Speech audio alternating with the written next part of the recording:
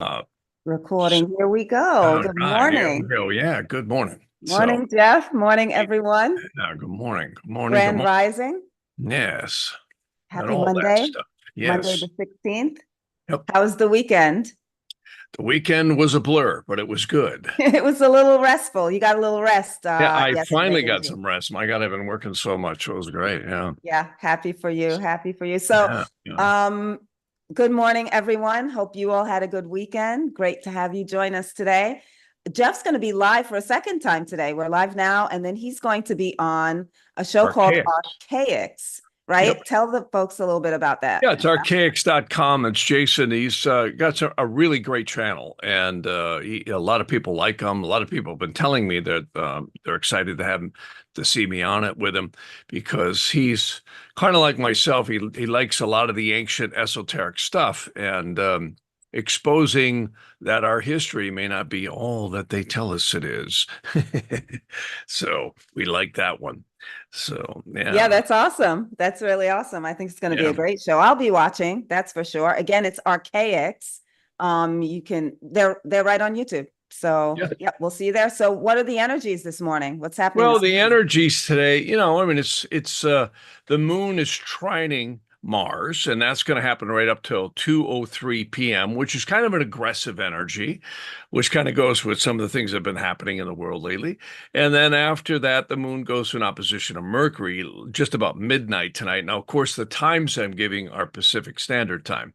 And a lot of people have been making a big deal too out of Pluto has gone retrograde and it's now moving back into tropical Capricorn. So, but the big thing I would say here is, again, the big picture is that Uranus in the sidereal zodiac going back towards the fixed star Capitalgo.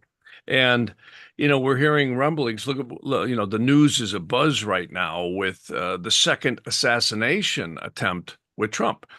And, I looked into that right away when it happened. And I got to tell you, everything I can glean fits what the astrology says. And that is he's in grave danger. He has Uranus, not only is it going towards the fixed star Capitalgo, but that also is very close to Trump's midheaven.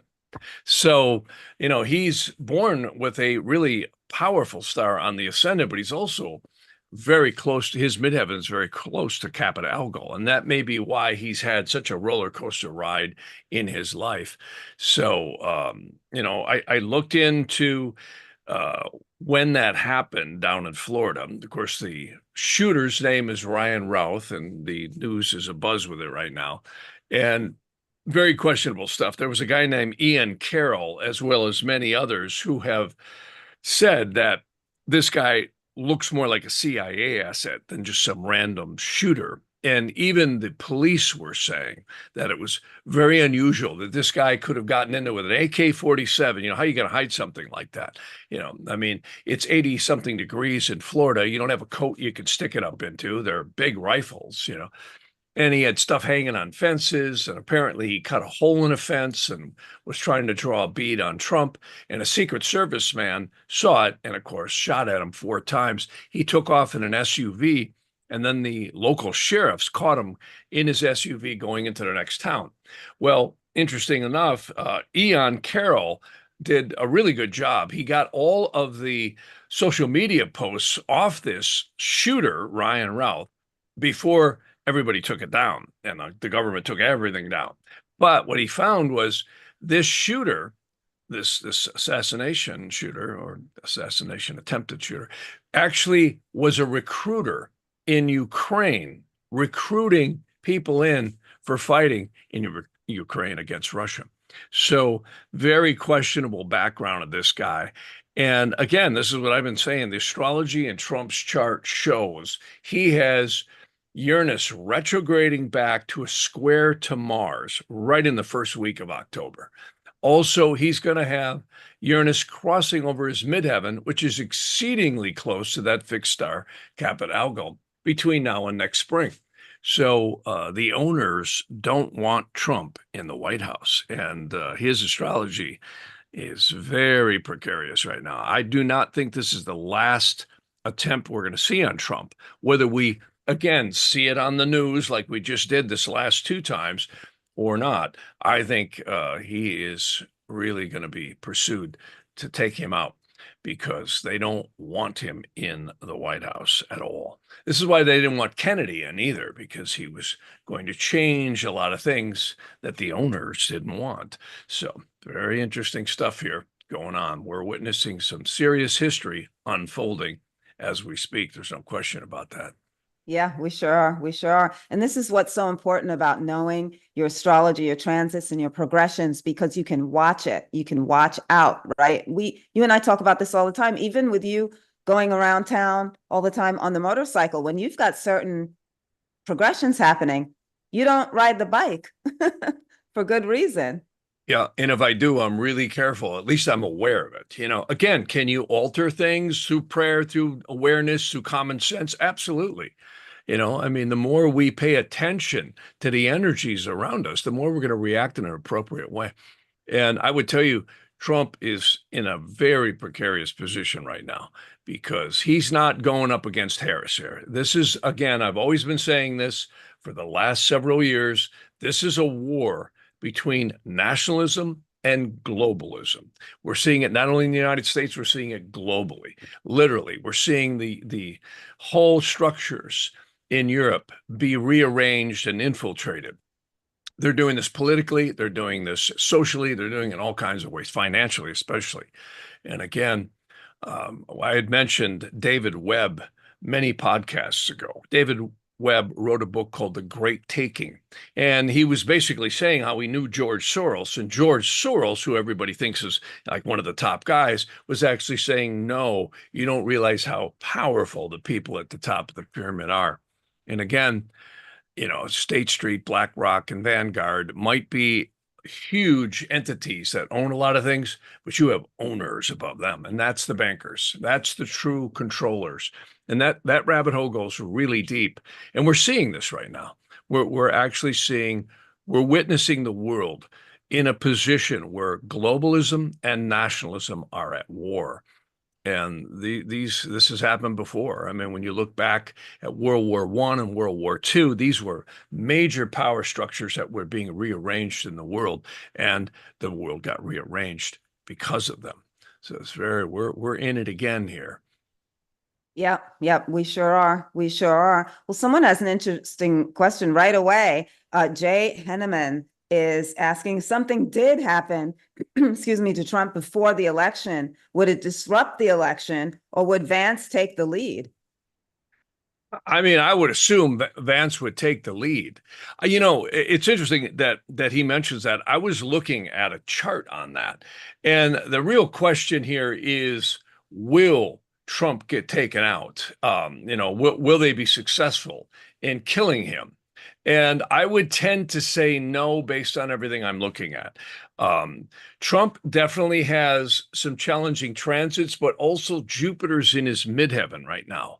And he doesn't have the symbolism to be killed. Now, could he get killed? Yeah, he could. But I tend to say no.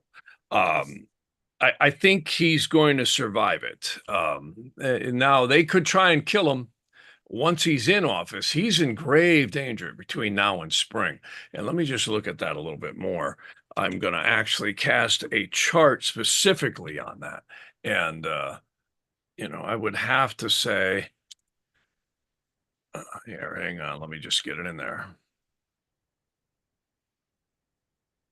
So, yeah, I would tend to say everything I've seen.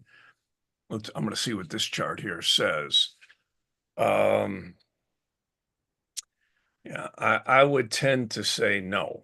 They're not going to be successful. They may try again, and they may try more than once.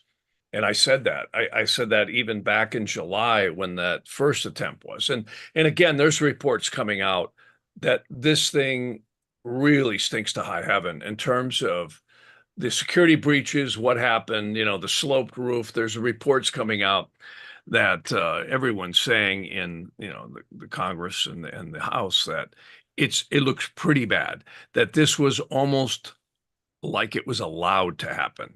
And I think there's some serious infiltration that's been going on. And I think probably, even though we may never hear about it on the mainstream news, from what I can see, I would say the same thing is happening with the second assassination attempt, that there's probably some pretty serious holes that were allowed to happen that shouldn't have happened. And again, I don't know how a guy with a gun this long in 80-degree weather, no way to hide it, can set up like that in a perimeter. They were actually talking about how sharpshooters can actually hit up to a mile away. That's like they could hit targets a mile away from where they're at. That's a long ways. This guy was within 300 to 500 yards. And this is well known in any type of protective service agencies that you just have to secure a perimeter. And I had mentioned years ago, I had heard, and I've got several clients who are in the world of Secret Service and other military ops. And I know we have something called infrared spectrometry, where they can literally see anyone in a building anywhere. They can see what's in it, what someone's doing for a huge perimeter with satellites and also certain, craft that go overhead, be it drones, be it planes, whatever. And for this to happen, somebody's got to be letting the guard down. There's just no way this could happen in a truly secured operation. There's just too many eyebrow raising things here going on. And especially when you find out the shooter, Ryan Routh, has all these connections to, there's a girl named Sue Kim, apparently, who was involved in the CIA, or she was ex-CIA. So this thing really shows that, we've got a war here going on between weaponization of government agencies and all of that. I mean, that's my opinion. And what's interesting here is when I look at the chart on Trump, I don't think that they're going to be successful on him. He tends to be, he's definitely in the crosshairs. There's no doubt about that. And I would say he's in definitely grave danger, but I don't know. This guy seems to keep dodging bullets. So, well, going along off of that question, Bridget is following up, and I don't know if you could see this in the same chart. Jeff, in your understanding or understanding, I like that. Do you think Trump has an interest in these transit aspects that are happening in his chart, or astrology in general? So that's an interesting one. Yeah, it is. I don't know. I really can't, based on what I'm seeing here, I think Trump is just very focused. He looks worried. I will say that. He definitely, I think he's very concerned because he knows they're really chasing him. And from the looks of this chart, I would say he's probably very concerned. I wonder if he does, though, have an astrologer on his team. I don't know. I'm not close to any people in Trump's team, so I really couldn't say to that effect.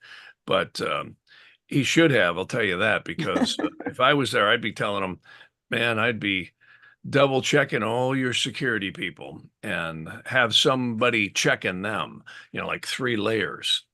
I've heard that in military, they like 3 layers of checkpoints, cross-checking everything, because there's procedures that I know. I have a lot of clients in the security business, and there's a lot of very advanced procedures, and they keep advancing them to keep stuff like this from happening. So for it to be happening raises an eyebrow to me, and it fits the astrology there that clearly we're in a time right now, we're in a very dangerous place. Again, look at the Pluto return on the United States.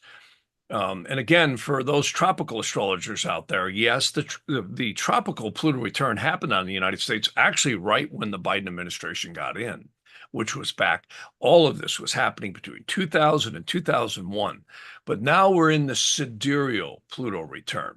And you have to remember, the United States being 248 years old, you have to allow for what they call precession, especially for something that's nearly 300 years old or 250 years old, which is the country. So we're clearly in a time right now where this country is being shaken to its foundations.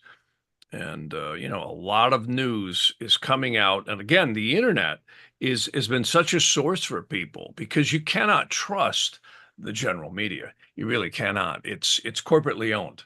It really is. And the corporations are owned by the owners, and that's the issue here. So we've definitely got, I can't speak to Trump having anyone on his team or if he's paying attention to that. I would surmise by the chart that he's just really focused on achieving what he's achieving, and probably not looking too much at a cult.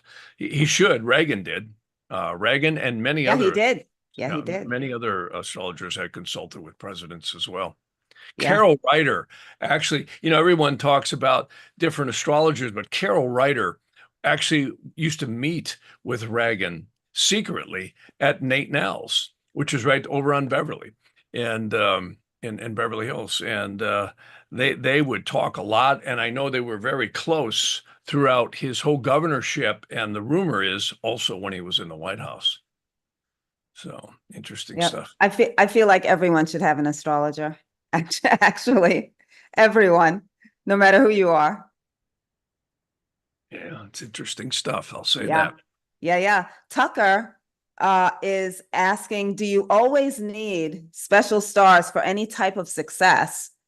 We've spoken so much about angels and special stars lately. Well, I will say this: people who seem to really excel have very powerful ascending degrees. They have powerful configurations in their charts, and they're also in powerful periods. I've seen this a lot with a lot of celebrities, and when I've looked in the past at certain people being, successful, and also politicians and athletes, it's really interesting how when they hit certain doshas and periods and progressions in their life, they hit a peak, and when those peaks go away, they're in an ebb. They're not in the flow anymore, and I have found that to be consistent. So, even if you don't have a super powerful star on your ascendant, you will still always have peaks and valleys throughout your life. One of the things that I found that's really next to the doshas in Vedic astrology and progressions is the secondary progressed moon. See, the secondary progressed moon goes around your chart every 28 and a half years approximately. And what's amazing is when we're born, the celestial movements just keep happening. Well, you take the birth chart and you plot the moon every 28 and a half days goes around and catches back up to where it was approximately. And what's interesting is that's 28 and a half years in a person's birth chart. So you look at where the moon was in your birth chart and you plot that. Basically, about every 7 years, it'll go through a quarter of your chart. And what's 7 times 4? 28. So there's the law of 7 again. Do you know that 7 is the only number you cannot find the square root of, which is really interesting. 7 is a very sacred number. 7 holes in your head, 7 days of the week, 7 halls of heaven, both above and below, they claim, that are in these lower dimensions. So it's really interesting. The progressed moon is a real predictor, no question about that. And I was looking here at what Trump's, it's interesting because Harris has actually had her secondary progressed moon through her 10th house through most of this Biden presidency. And Donald Trump right now does not. He's got his progressed moon in the 3rd house. So what is strong with Donald Trump right now is he's got transiting Jupiter in the 10th. So, the progressions of Harris is actually pretty strong, but it's about to go into the 12th house, which is a waning period. So for those of you who love Harris, it's not leaning in her favor in terms of progressions. There you have it. There you have that. Let's switch gears here for a minute. Hi, Rhonda. How are you? Thanks so much for joining us. Rhonda is asking, what's the likelihood of the banks being forced to shut down to prevent a massive hack? I've been asked that a lot. I don't know that they'll ever let them to shut down. I've been finding, years ago, there's actually something called the Plunge Protection Team. And that's a nickname that a lot of us astrologers refer to as this team that actually stops the stock markets. And the Fed just keeps bailing stuff out. I think the only way the banks are going to really catastrophically fail, not that they won't have failures, is going to be if Trump gets in, they're going to really try and wreck the economy. That's what I think. Again, if you look back at the Great Depression, David Webb had also mentioned this in his book. The Great Depression was actually caused by the Fed allowing certain banks that were huge to topple. And of course, that was 1929, a whole different world than today. I think 9/11 had a huge effect on the banking system, even though we thought it was bin Laden in the Iraq and all that. But I can tell you, they federalized many of the major bank chains. They are literally federalized. And I heard there were the Fed was in taking over most of the major banks and installing a whole bunch of networks within that ever since 9/11, which again, if you do the math, was 23 years ago. It's a long time. Mm-hmm. Mm-hmm. No, Yes. my biggest fear is not the banks crashing, but that is a economic structure crash where we see that literally everyone, if they crash it, my opinion would be that they would do it to put in digital currency. Yeah, we were asked about that several times. And the chart, the last time you looked at that was a while ago, though, and the chart did show they could be successful in doing that at some point. Yeah, I get the next big cycles are coming in 2027 and 28, because that's when we have a Pluto square Saturn, which is one indicator that would show that. But I think ever since 220, we're in the actual trials of this whole country right now. And again, that's shown by the Pluto return. And let's hope we're the phoenix rising out of the ashes. There's the hope that I have is that there's what we call a solar arc direction of the sun trining Jupiter in the United States that starts to come into play next year. So we'll see what happens here. Yeah, yeah, yeah. Desert Girl is joining us, and she's asking if you've ever done an interrogation on the sun. You've been asked that before. Wondering if you could see a Carrington type event in the next 20 years. Yeah, I mean, I don't know that. Yeah, I mean, I keep getting the sun right now is going through a grand solar minimum. And let me just take a look at that and see what I can see here since she's asking. Yeah, I would tend to say we're going to see erratic weather patterns and, not to go against the Green New Deal, but I would tend to say our whole situation with the crazy weather patterns, which has happened before, and I think it is absolutely caused by the sun. That's my opinion. And many other scientists believe the same thing. If you look at the magnetics of the sun, and it's off the charts, a lot of things aren't being reported, but I really think we're in a grand solar minimum right now, which has happened before, and it makes the weather patterns very erratic, and sometimes it actually gets colder. Now, if we get an axis shift or the pole shift, which is what many people are worried about, and again, there's other rumors that we have this dark star, some people call it Nibiru, coming around. And again, I've been hearing about this stuff for 30 to 50 years, predicting the axis is going to tip and Nibiru is going to come in and there's going to be, 1,000-pound meteors in the sky. Again, I'm not getting anything that definitively shows that. And let's hope that that's true. We always hear about the near miss asteroids and so on and so forth. Not that they don't happen from time to time, but I'm not getting anything on the radar screen like that right away. I'm more worried about the man-made asteroids, meaning the missiles That's and right. and the nuclear weapons and the directed energy weapons and the funded, things that are going on by the owners at the top of the pyramid. And again, when you look at the transparency of it, and when you really look logically at what's happening, this is just what we saw in World War I, World War II, and many other wars. They fund both sides, and you just follow the money.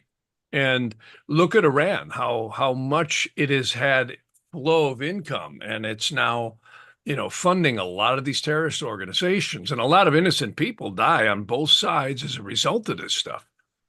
And the same thing we see going on right now in Europe. There's a lot of antagonism going on to create wars. And this is exactly what happened in many of the previous situations when you look historically back at what happened. This is not conspiracy theory.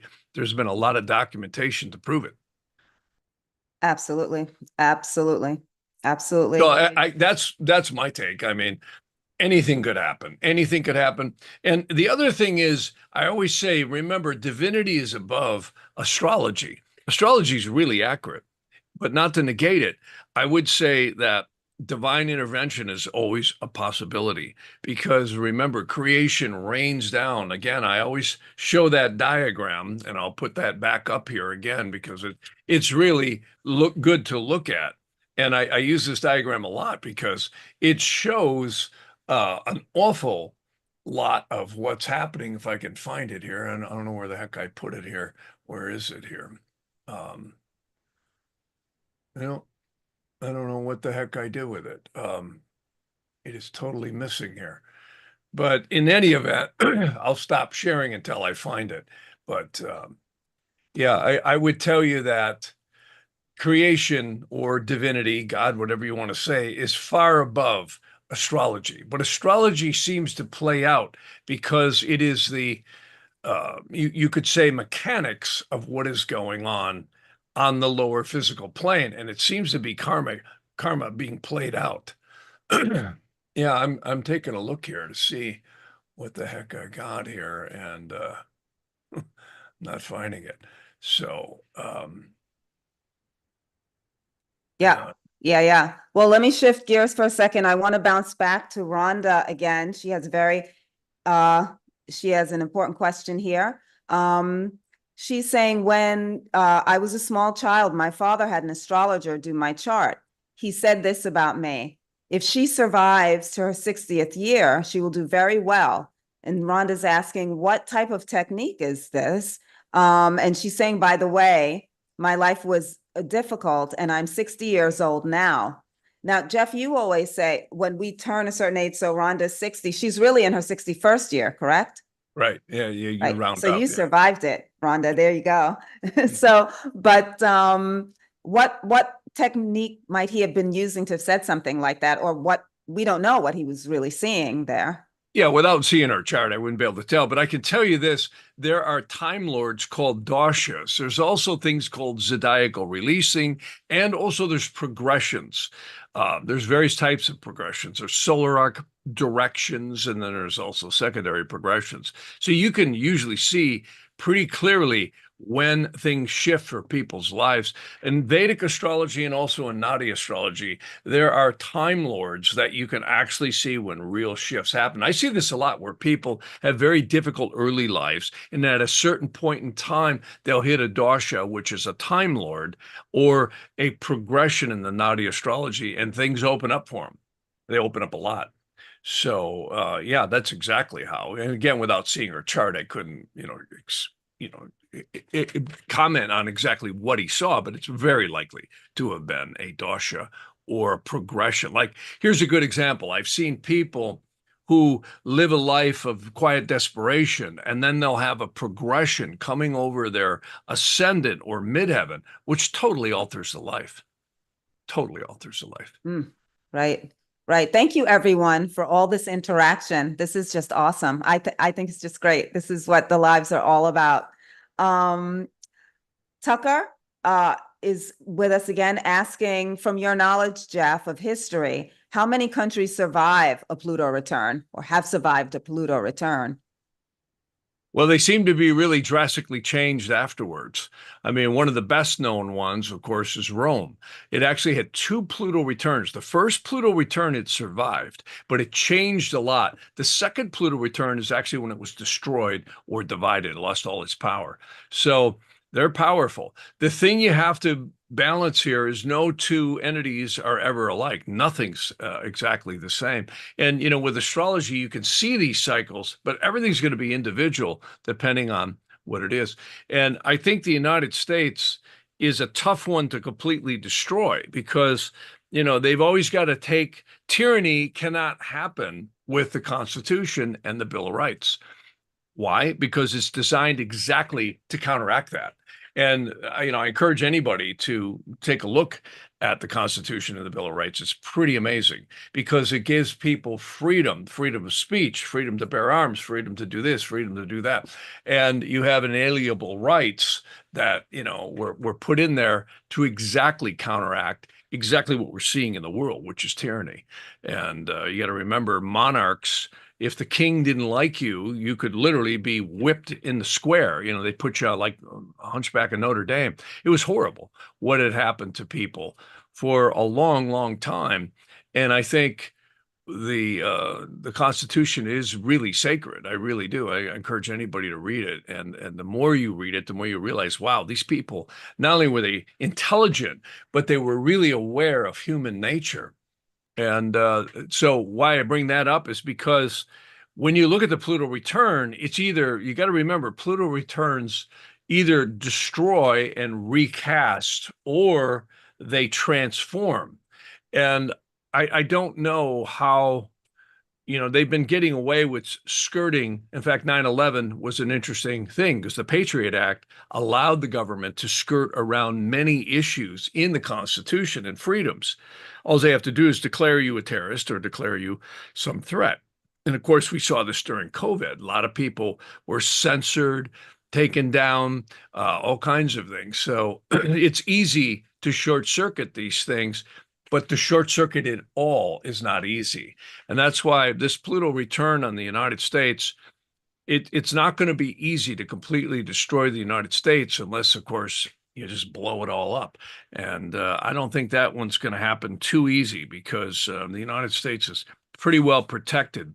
And even though they claim right now, China has more ships and all that than we do, there's nothing on the seas that compares to the hardware and the sophistication. I mean, I think we're the only country in the world that has nuclear powered vehicles on the sea, except France. There might be one other one, but China's running gas and oil fired turbines compared to what's on the sea. There's not even a comparison. The submarines and the directed energy weapons and satellites and so on and so forth, pretty sophisticated stuff. And that's, again, not going to be easy to destroy this place. And even the crooked politicians have to sit there and adhere to the Constitution, So. Right. It's going to be interesting to see how it plays out. The astrology shows it leans, in my opinion, towards we're going to be the phoenix rising out of the ashes. Let's pray. And we are praying. A lot of people are praying. Yep. A1, I love this, is saying, be your own bank. Yeah, a lot of people are doing that. Yep. They really are. And cryptocurrencies offers a lot of interesting things in the future here. Yeah, definitely. Casimir, how are you today? Casimir saying Trump and Elon Musk, but I just wanted to speak to Casimir's post on Friday, which I told you about, that the astrologer he saw where he is in India mentioned to him that he should wear a pearl ring on his middle finger on the right hand. And you knew right away why he told him that. Yeah, he must be in a moon dasha. I mean, I don't know if he is, but that would be the first thing I would say. You always want to wear the gem for the dasha lord you're in. See, for instance, everyone's going to be in a planetary period throughout their life. This is based on the moon. See, the exact position of the moon when you were born, they're called a nakshatra, which means sky map. That's all it means. And there's lunar mansions. There's 28 of them. And there's actually 108 divisions. Well, the exact position when the spirit, psyche, and soul is tied into the body at first breath starts the clock. That's the synchronization of time, experience, and karma. And that is what starts what we call the dasha lords. Dasha just means time. That's all it means, time lord. So they call it a maha dasha, which is major period. And usually, invariably, you want to wear the gem of the dasha lord that you're in. There's other gems you want to wear that are core gems that really enhance the chart. So I would assume he's in a moon mahadasha. Yeah. Let us know, Casimir. A couple people joining us from Archex. They're here today because they Yeah. know you're going to be on later. All right. We're all excited to see you on Archex today at 2 p.m. Pacific Standard Time, everyone. Um, Yeah, you can go to archex.com or you can just type in Archex on YouTube and you'll get it. I guess it's going to be live, so it'll be fun. yeah, it's going to be a lot of fun. Uh, Sybil, good morning. Many years ago, I want to say in the mid 70s, did Geographic, excuse me, National Geographic had a huge report article. What does scientists from around the world all agree that did the Earth? This is a little confusing. I'm not getting that right, Sybil. I'm so sorry. Yeah, I don't know. That came out a little. And then she goes on to say, and they predicted from the 70s, within 10 years, it would happen. And once the Earth shifts and drops, we will experience a change of weather, which eventually would lead to a colder weather. They also said something about some of the shores in California, Lake Erie, will slowly but surely wash away.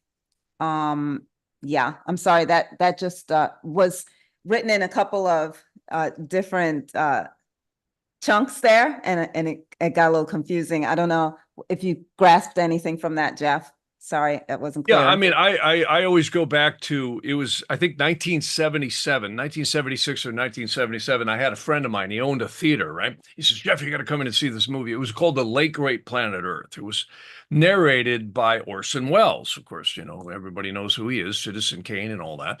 And they were interpreting the quatrains from Nostradamus. And I have to say I've looked over a lot of stuff connected with Nostradamus. And the problem with Nostradamus is it's very hard to nail down the exact times. The History Channel's done this. And according to that movie, we were supposed to have an axis tip. It was, what was it, May 5th of 2000, which never happened. By 1985, there was supposed to be massive earthquakes. That was another point that they interpreted there was going to be an axis tip. So I know the military has actually stopped using true magnetics, and I've heard the same thing in aviation. I could be wrong, but they're now using much more GPS satellites because they're finding the Earth has been magnetically shifting a lot. In fact, we just had a 3.3 in Malibu here this morning. So there's definitely been a lot of seismic activity lately, and the Pacific Rim is becoming more active, but no one can call it. No one can call it. I have heard everything literally under the sun about when things are supposed to happen, axis tips, Nibiru, etc. And a lot of them don't come true. And I can't find any supportive basis. What I do find is the astrology in the world itself has been very accurate. Like 9/11, saw that one absolutely. Can go back in time and look at wars. You can look at COVID. When did that happen? It was absolutely eerie how accurate the astrology was. It was a Kalasarpa yoga, plus we had a Pluto conjunct Saturn, as well as this whole shift in the world happened pretty much since January of, or I should say, the winter solstice of 2020 forward. Total shift in psychological, the way people are reacting. We've moved into a new high-tech era. And I think the New One World Order is very aware of these energies. In fact, I know they are. And I think they take advantage of it. There's a lot of psyops going on to program people, both through the media and in many other methods. And right now, I can't put any definitive thing on when we might see an axis tip. The one thing I can say, and I can tell you this one is really the one that concerns me the most, and that is Uranus retrograding back over this fixed star. we again, who would ever have thought we'd hear the words World War III? I remember when I was a kid, they still had air raid sirens. I remember we'd, have to go in the basement, right? This is in the 60s. And they stopped doing that late 60s, early 70s. And they were blowing air raid sirens off since the 40s all the way up until about the late 60s. And now they're installing them again. I just heard Beverly Hills is installing all these sirens and all these various different stations that tell people when to evacuate. Well, you wouldn't evacuate during an earthquake.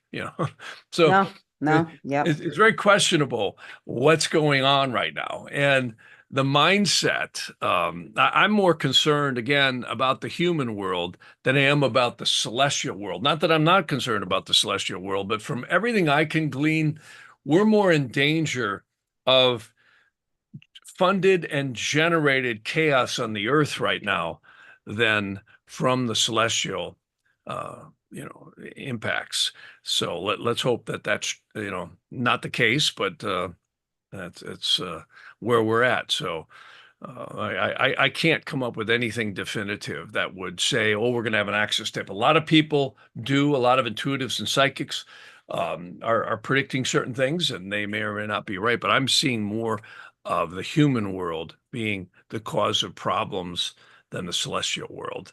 Yeah. In Yeah. terms of like an axis tip or something Right. like that. Yep. A lot of people claim we're in Aquarius. I don't believe we're in Aquarius. I don't think we're going to hit there for a couple hundred more years. No one really knows. But I think the human race is definitely on an ascensional path. And it does look like we're moving up the ladder to a golden age, which might happen somewhere around 3,000 or 4,000 years from now. We're going to have to wait and see. That's definitely going to be past my bedtime, I can tell you that. Mine too. We don't know how many times we're going to come back here, though we might be able to see that in our astrology, right? We might be. We've kind of looked into that a little bit. Yeah. Yeah. Well, Sammy, thanks for joining us this morning, Sammy. I love this question. Jeff, if you were to start your astrology journey today, what steps would you take to get started?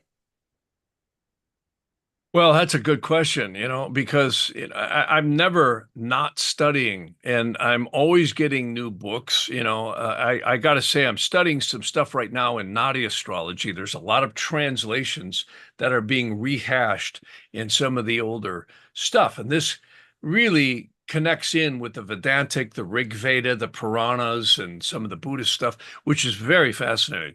And my real focus is, who are we and what are we doing with the soul? And I would tell people, studying astrology, it's really good. You have to first understand the heavens and how astrological charts are examined. But I really think if you don't have a spiritual viewpoint or basis to put astrology together with, you're going to just look at astrology only. And you kind of miss the free will and the spirit and the soul. And this is why I really liked the whole principles behind Vedic astrology. Now, I know a lot of Western tropical astrologers will disagree with me. They think only tropical astrology is accurate. Again, this is what we tend to do. We always focus. You ever notice if you buy a blue shirt or you buy a new car, you'll notice all the other people with blue shirts and new cars like yours, right? So our mind tends to be very myopic and tunnel vision focused on what we relate to. And the same thing can happen in astrology. There are so many different methods of astrology. I mean, I've studied Uranian astrology, traditional or classical astrology, which is the Western tropical systems all the way back into Egypt and Greece and Sumeria, which is really interesting stuff. This gets into Ptolemy and Dorotheus and many of these ancient Abu Mushar, all these ancient astrologers, which were a couple of thousand years ago, and the Greeks too. Very fascinating. And then if you go into the Vedantic stuff, totally different. And you'll find several different versions of Vedic astrology. Vedic astrology is kind of a pop term. Again, I always say a friend of mine, Chakrapani, might be the guy who coined that phrase. He passed away a few years ago.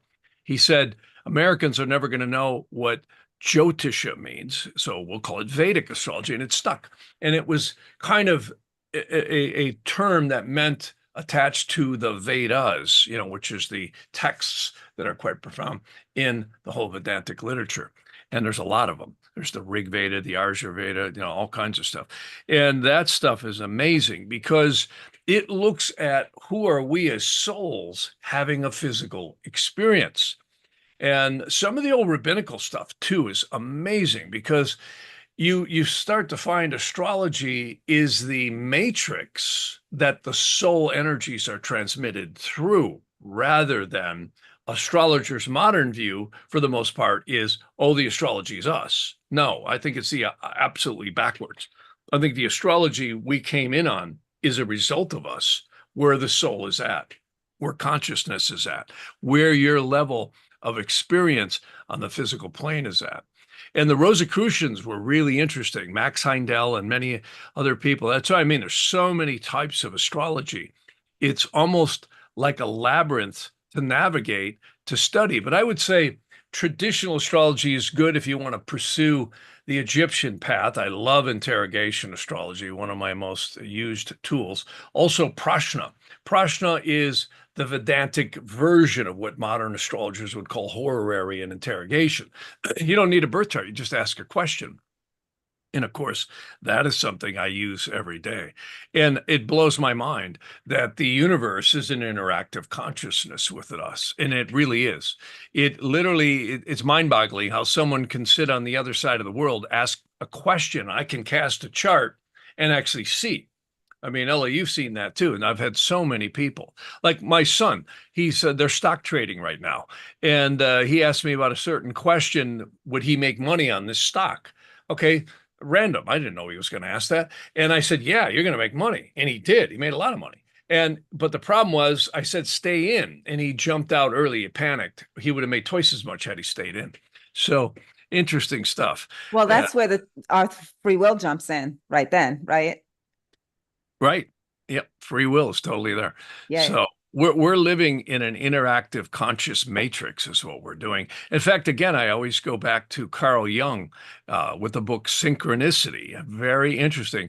Carl Jung, of course, was born in the 1800s, and he died I think in the 40s, and he was kind of using astrology that was more of the kind of what I would say rediscovered astrology, not truly traditional, but even what he did, all the statistical analysis showed that it was highly accurate and it was way above chances and probability.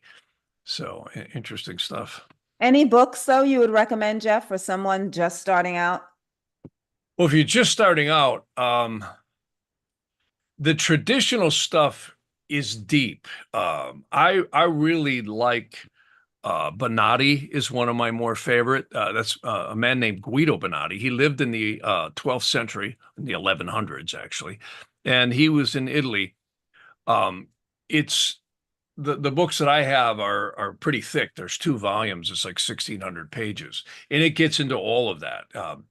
It depends on what type of astrology you want to learn. If it's birth chart astrology and just studying your transits and progressions, or if you want to learn interrogations. I am hesitant to recommend a book because I have so many, and a lot of them I like, and most of them I don't, because you really have to spend a lot of time and experience learning your own stuff. One of the most important things is to get a program on computers, because I remember in the 70s, it was a lot of work to learn how to cast charts. You got to remember that was BC. That was before computers. My mother and I were doing this stuff. So you literally had to take a piece of paper, draw a chart, or you could get pre-printed charts. And you would then color in where the planets were at that moment in time of birth, or whatever you were doing, an interrogation. And you had to look at all the aspects. It was all heady math and doing things by hand. Today, the power of computing is so amazing because you can buy programs like SolarFire 9 is one I really suggest at alabe.com. It's ALABE.com. That is a really good program. Kepler is good, but it's kind of complex. What it allows you to do is cast charts. You can plug in your birth chart and you can do things that are really, so fast. I mean, in literally seconds, you can cast a chart that would take me 20 minutes by hand to do. And even then, I would still be scribbling away, trying to do all the calculations. So computers are really valuable in astrology. And like when I do readings, it's really valuable. I always tell people, if you get a reading sometime from me, I can make suggestions on stuff like that. But I really am a fan in the Western genre of the older astrologies. Like I like Dorotheus. He was a Egyptian king. Some purport 100 AD. Some others say no, he was further back than that. Ptolemy, of course, is very well known. But many of the medieval astrologers, and believe it or not, the Middle Eastern astrologers were amazing. And a lot of this was put into writing because they were worried the old world was going to be lost. And this was all happening between, say, like the first century AD all the way up to the 800s. A lot of amazing translations, and the books are too numerous. A good place to go is bendykes.com. bendykes.com, Dykes. And he's got a lot of the old translations that he's done. I'm a real fan also of Ibn Ezra. He wrote the book, The Beginning of Wisdom, which is an amazing book on Love that book. interrogation. Everyone should read that book. Really good. If you want to learn interrogation astrology, and he's actually got the sigils of the angels that rule the planets. Amazing, amazing. When you get into the Vedantic stuff, the classic is the Brihat Hora Shastra. It comes in 2 volumes. Very dense. You really need a teacher in Vedic astrology because I've studied with so many different Vedic astrologers. In fact, Chakrapani and I used to go to dinner, and I loved hanging out with him because he and I would talk about, all the different yogas and strengths and weaknesses of planets. And, it's a lot of fun. So you really need exposure, and it takes about 7 years to really get your feet wet. Some people do it faster. With computers, you can do it faster. I remember in the 90s, I had a teacher, and he said, Jeff, you must always cast chart by hand, right? And we would do that. We'd draw the charts out, the Northern Indian, Southern Indian charts. We'd place all the planets, figure out the doshas. And then I came in with the first computer program, or one of the first ones in Vedic astrology. And in 2 seconds, I cast the chart. He's going to say, oh my God, he goes, that's incredible. I said, yeah, it is. He goes, I want to get a copy of that. I said, no, you must always cast chart by hand. He said, no, I want a copy. I said, yes, you do. And he did all the calculations and checking. He said, my God, it's right on. I said, yeah. I mean, welcome to computers. So it's really fun today to learn astrology because computers take care of all the heady details. And now you're just down to learning the principles and what they mean. And you can jump up 1,000 feet compared to where I'm actually really impressed that these people were able to do what they did thousands of years ago without slide rules, without calculators. And they would use astrolabes. Let's see if I got one here somewhere. Yeah, this is a device. I've shown this before. This is something that came out around the time of Chaucer in the Middle Ages. This is what we call an astrolabe. It's really cool. And you would literally sit there and line up the stars. You'd have a guy run out there and take the shadow, meaning where the sun was. Or if it was at night, you'd have an ephemeris. And you would literally move this and line it up. You had different plates for different longitudes and latitudes, particularly latitudes, as you move north and south. And amazing. And then you'd have to color in the chart. Well, none of that is applicable today. I mean, you buy a computer program for a few $100, and boom, you put in the chart, it finds the longitude, the latitude, the exact time, daylight savings, not daylight savings, does it all. And boom, you cast it. Location astrology is another one I love because it is so accurate. It's creepy. I mean, I'm really amazed at how accurate all of the energies are in a person's lives. And again, I like an astrology to literally what your road, it's the road you're on. But remember, all drivers have free will on that road. And that's a very good analogy because, again, how you react to the energies coming at you individually is going to be how you fare on that road or journey through life. And that's the way I look at it is the astrology is the things coming at you. It's the traffic you got to navigate, both good and ill. And the more you can understand that in a common sense way, and react to it, I think the better off we are. Yeah. I'm actually amazed when I go back and look at my teenage years and all the stuff that had happened, and it's like my whole childhood. It's just like, wow, it's really amazing to look at planetary energies, progressions and aspects and cycles, how much they were so spot on.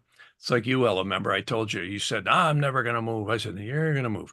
And you moved right when And you hit I'm that sun dasha. like immediately. Yeah. Yeah. Never thought that would happen in my life. What's so interesting about it all, though, we're on this journey for a reason, and we all have our own journey. We have to go through what we go through. We have to have these experiences, and we should embrace it as a blessing, no matter what it is. Sometimes it's really challenging, no doubt, It but sure is. it's Yeah, I mean, it's what we're given. yeah, well, it's what we're given. But I think the biggest lie that's ever been told to humanity is that, again, this is all there is, and the lower conscious mind is so myopic. It's so easily programmed. I mean, we are all easily mind controlled in one way or another by this is what the Vedic astrology says, and so is the rabbinical stuff as well, is that the lower conscious mind is the interface between this physical world of time and space. Again, uh, Jung had done the same thing in synchronicity, looking analytically at what are we in here, because no one escapes physical death. And the biggest lie ever told is that we all die. Well, we don't. And consciousness lives on, but it transforms into a whole nother realm. And I think the more we open up to those possibilities, the more we live our lives with more conscious awareness. And the supporting documents in the Vedantic and the rabbinical texts overwhelmingly show that actions happen. We emit thought form elementals out of our third eye chakra, which science cannot measure, cannot see, but they're there. And those permeate the auric field, which is not the physical body, but it's an etheric double and layers out. There's actually up to 5 layers, they say. Those things stick with us, and we drag them along like a karmic gunny sack. That's why I call the earth the big soul cauldron. It's like a wash machine stuck on spin cycle. Well, that's what you want to call this live, right? Yeah, Stuck I on want to call spin this cycle. podcast Stuck on Spin Cycle with Jeff and Ella. That's Yeah, right. that's what he wants. Let us know in the comments what you guys think about that. Well, there are a lot more comments and questions, Jeff. I'm Yeah, going to I got to roll get a running lot of here. these over to Thursday. Tucker, Yeah. we're going to start with yours on Thursday. And thank you all. Thank you so much for this, Jeff. Thank you all so much for joining us.